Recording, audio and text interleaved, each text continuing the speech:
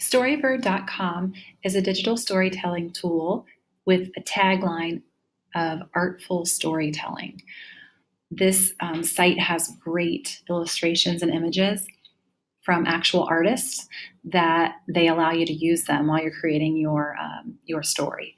So it's really, really, really neat. The first step is to sign up for free. So click on sign up for free in the top right corner. You're going to tell it that you're a student, and you're going to use Google to sign in. It should automatically go to your account. It may force you to type in your password, but just confirm that it's your school email account that you're using and that you're also using your school password. Once you're on the dashboard page, which is where it automatically takes you, you're going to click on class. Your teacher will have a class code for you to type in. So go ahead, after you get that code, go ahead and type in that specific code your teacher gave you. Do not use this code. This is a code that I used as a practice code. And now it will tell you if you're enrolled or not. I just called this class practice class, so the student is enrolled in that class. So after you're enrolled in the class, then you can start creating. So in the top left, you're going to see where it says create. Go ahead and click on create. The first thing you do on this website is you have to choose the artwork first. So you're going to choose the style of artwork that you like. So you can just scroll through the artwork and decide which one you like the best or which one works best with your story that you read. And I'm going to go ahead and choose this one because I think it looks funny. It's called Mad Eye. And then after you choose that, you're going to choose or click on Use This Art. And then you get to choose the type of book or story that you're going to be making. Are you going to choose to write a poem? Are you going to make a picture book or a long form book, like a chapter book? Most likely, you're going to choose probably a poem or picture book for this specific project. I'm going to go ahead and pick picture book. Excuse me. So here at the bottom, you can either take away pages or add pages. So if you want to add more pages, you can add blank pages, as many as you think you'll need, or you can do that one at a time.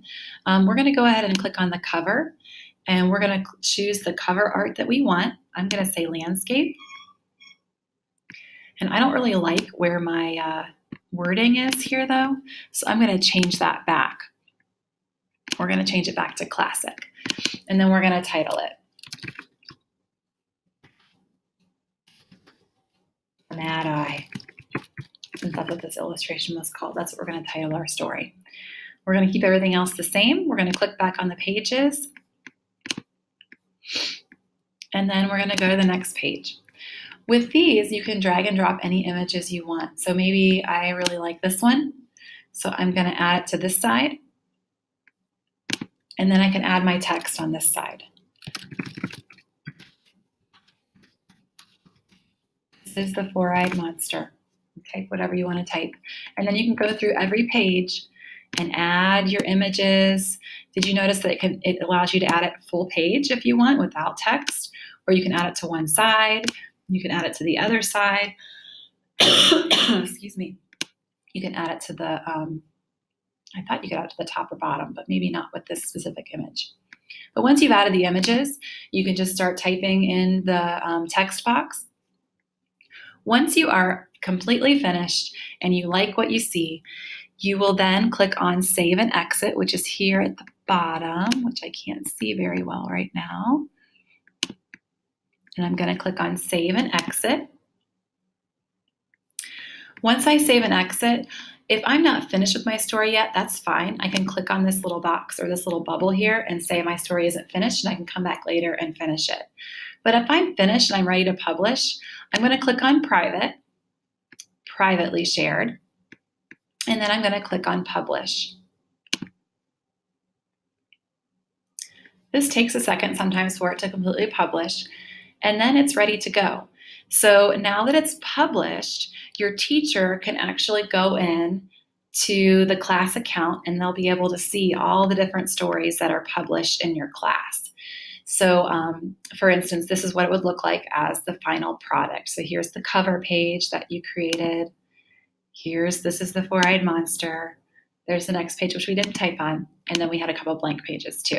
But hopefully when you do this, you'll have all these already finished and ready to go when you decide to publish. That's just kind of Storybird in a nutshell. Good luck, happy creations, and I'm sure you guys will do a great job.